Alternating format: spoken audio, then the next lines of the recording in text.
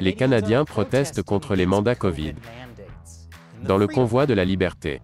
Mais les politiciens sont absolument horrifiés. Ils veulent récupérer leur pays.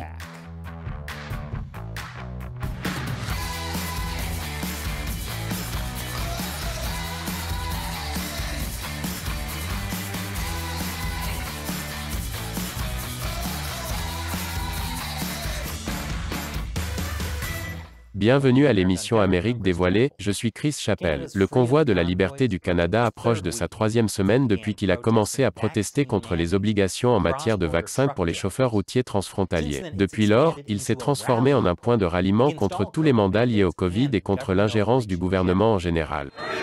Liberté, liberté, liberté. Canadiens libres. Les villes canadiennes ont connu des perturbations samedi alors que les protestations contre les mandats de vaccination se sont étendues de la capitale Ottawa à la ville de Québec et à Toronto. Je pense que ça empiète sur beaucoup de nos mouvements de liberté des gens. Les gens s'isolent beaucoup trop maintenant, surtout au Québec. Les mandats, l'obligation des passeports vaccinaux, c'est trop invasif. Ça va tout simplement à l'encontre de tout ce que nous avons connu en tant que peuple démocratique. Vous ne pouvez pas enfermer des gens en bonne santé et vous attendre à ce qu'ils restent en bonne santé, ok. Donc, les enfants n'ont pas été à l'école, je crois personnellement que c'est une erreur. Nous devons laisser tomber le masque, laisser tomber ces mandats, et commencer à vivre nos vies. On se bat pour la liberté, mon gars. On va continuer à se battre, Trudeau. Tu n'as rien à dire sur nous, Trudeau. On va gagner, nous allons te vaincre, Trudeau. Liberté. Liberté. Liberté. Oh, ce gars avec les gants de boxe était comme un William Wallace canadien. Du film et art. Mais les politiciens, en particulier ceux du Parti libéral canadien, qui est au pouvoir actuellement, ne le supportent pas trop bien. Le Premier ministre Justin Trudeau a condamné le convoi.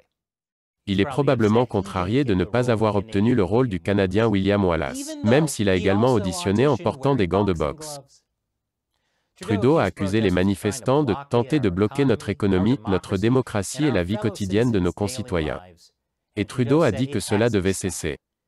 Parce que bloquer l'économie, la démocratie et la vie quotidienne de nos concitoyens est son travail à lui. Le leader du gouvernement à la Chambre, Mark Holland, a déclaré « Cela est allé trop loin, nous ne nous laisserons pas intimider ». Ce qui est déroutant, puisque le stéréotype des Canadiens d'être trop gentils a conduit à ce qu'ils soient intimidés pendant des siècles.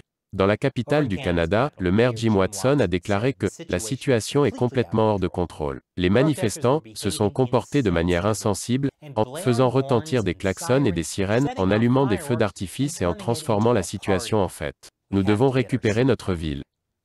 Oh mon Dieu! Agir de manière insensible. Avec des klaxons, des feux d'artifice et en faisant la fête. Pas étonnant qu'ils soient malmenés. Des commentaires comme ça me donnent envie de mettre toute la ville de ce maire dans un casier. Comment essaient-ils de récupérer leur ville?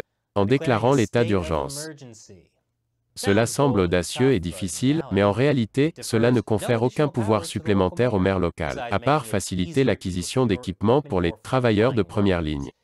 Mais selon Watson, la déclaration de l'état d'urgence reflète le sérieux danger et la menace pour la sûreté et la sécurité des résidents que représentent les manifestations en cours.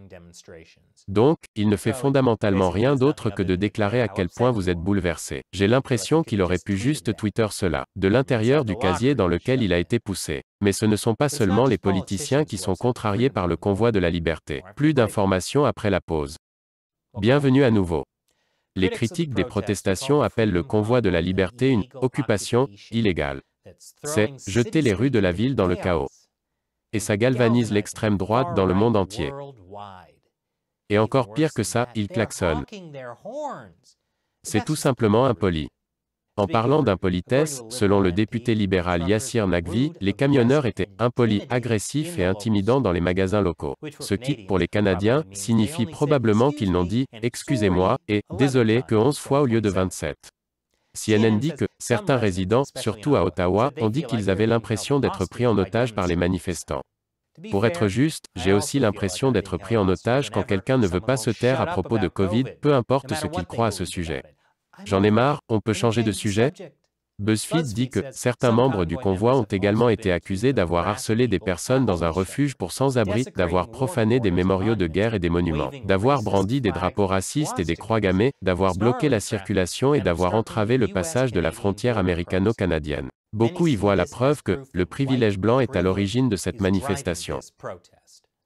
Je ne sais pas si c'est vrai ou non, mais si c'est le cas, du bon côté des choses, c'est probablement une bonne chose que les suprémacistes blancs soient contre le fait de tuer des gens. Une page GoFundMe a permis de récolter plus de 10 millions de dollars pour les camionneurs, afin de payer le carburant et d'autres dépenses. Et GoFundMe au centre de l'attention, même s'il est censé n'être qu'un site de financement participatif tiers. Ils ne fournissent pas l'argent ou les biens, juste la transaction. Le maire d'Ottawa, M. Watson, a accusé GoFundMe d'alimenter le chaos dans les quartiers.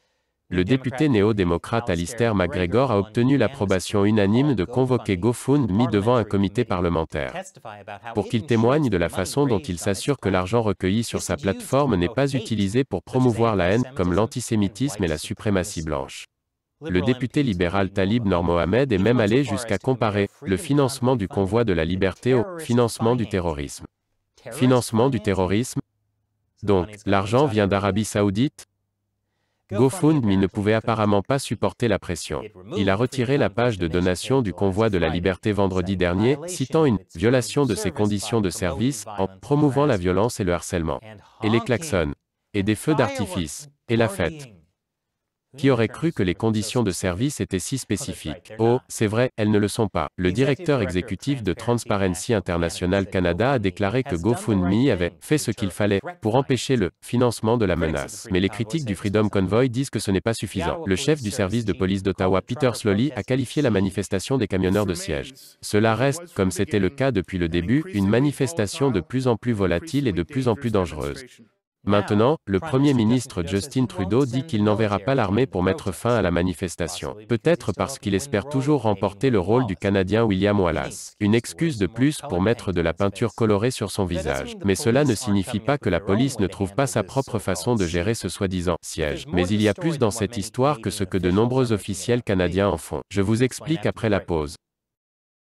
Bon retour parmi nous. Les politiciens du parti au pouvoir au Canada, celui qui a mis en œuvre le mandat de vaccination, dépeignent le convoi de la liberté comme une dangereuse menace militaire qui doit être illégitimée et vaincue. Oui, parce que quand je pense à une dangereuse menace militaire, je ne pense pas à des tanks, des drones ou des tactiques de guérilla. Je pense aux camions, conduits par des gars d'âge moyen, en surpoids, accrochés à leur boisson énergisante 5 Hour Energy et leurs saucisses Slim Jeans. Diane Deans, membre du conseil municipal d'Ottawa, appelle ça « une insurrection nationale ». C'est de la folie. Ce à quoi un camionneur a répondu « de la folie ? Ceci est le Canada ». Du moins, c'est comme ça que j'imagine qu'ils l'ont pensé. S'il est vrai que la police d'Ottawa a fait état d'enquête pour méfaits, vols, crimes haineux et dommages matériels, la police a également émis des centaines de contraventions pour klaxonnement excessif, violation de feux rouges, conduite d'un véhicule sur un trottoir et allumage de feux d'artifice. Ce n'est pas exactement ce à quoi j'imaginerais qu'une insurrection ou un siège ressemble. Cela ressemble plus à une fête de fin d'études dans le New Jersey. En fait, le chef de la police Sloly a lui-même admis qu'il n'y a pas eu d'émeutes, de blessures ou de décès la veille du jour où il a qualifié la manifestation de siège. Sloly a également déclaré « Nous arrêtons, inculpons et enquêtons sur les mauvais acteurs. Certains de ces mauvais acteurs ont été désignés par les camionneurs d'Ottawa eux-mêmes. » Et selon le Centre de justice pour les libertés constitutionnelles, la preuve par affidavit déposée devant la Cour supérieure de justice de l'Ontario montre que le convoi de la liberté a travaillé en étroite collaboration avec le service de police d'Ottawa, la Gendarmerie royale du Canada et le service de protection du Parlement. Nous avons fait preuve d'une ouverture totale en partageant des informations sur tout ce qui pouvait être lié à la sécurité publique ou à la sécurité. Mais quand je vois le décalage entre ce qui se passe sur le terrain et ce que vous entendez de la part des dirigeants, c'est un thème commun aux forces de l'ordre. Le sommet dit une chose, et à la base, cela ne reflète pas la réalité du terrain. C'est en tout cas mon expérience à la GRC. Ma principale préoccupation a toujours été l'individu ou le petit groupe de mauvais acteurs qui vont essayer d'apporter, de ternir la réputation de ce que nous essayons d'accomplir ici, et ils le savent. La police le sait. Ils ne sont pas une menace militaire, c'est une bande d'indiques. Et au Canada, les indiques reçoivent des points de suture. gratuitement, puisqu'ils ont un système de santé universel. Selon les organisateurs, cependant, le gouvernement ne semble pas intéressé à communiquer avec eux. Jusqu'à présent, personne du gouvernement fédéral, provincial ou municipal ne nous a parlé directement. Au lieu de cela, ils se servent de vous les médias pour nous dépeindre comme des racistes, des misogynes et même des terroristes. La réalité est que les membres du mouvement pour la liberté sont des citoyens moyens, pacifiques et respectueux des lois, de tous horizons, qui en ont assez d'être méprisés et brimés par notre gouvernement. Donc, le gouvernement est malmené. Et fait à son tour de l'intimidation. C'est comme quand un élève de CM1 se fait brutaliser par un élève de CM2, alors il reporte ses frustrations sur un autre élève de CM2. Les gens blessés blessent les autres. Bien qu'il y ait quelques désagréments comme les klaxons et les mauvais acteurs, il y a des choses saines sur le terrain. Comme la danse, les enfants, les soupes populaires, les repas pour les sans-abri, et des beignets Tim Hortons livrés par un élan. Je veux dire, probablement, c'est le Canada, après tout. Peut-être que les protestations ne se résument pas à la destruction totale et au chaos que les gens au pouvoir font passer pour ce qu'ils sont. Comme je le dis toujours dans cette émission, les choses ne sont pas toujours noires ou blanches. Sauf pour Justin Trudeau, bien sûr. Alors, qu'en pensez-vous? Laissez vos commentaires ci-dessous. Et si vous aimez cette émission, sachez que nous ne pourrions pas la réaliser sans le soutien direct de téléspectateurs comme vous. Visitez patreon.com/americauncovered et contribuez à hauteur d'$1 ou plus par épisode pour nous aider à poursuivre l'émission. Cliquez sur le lien ci-dessous. Encore une fois, je suis Chris Chappell, merci d'avoir regardé Amérique dévoilée.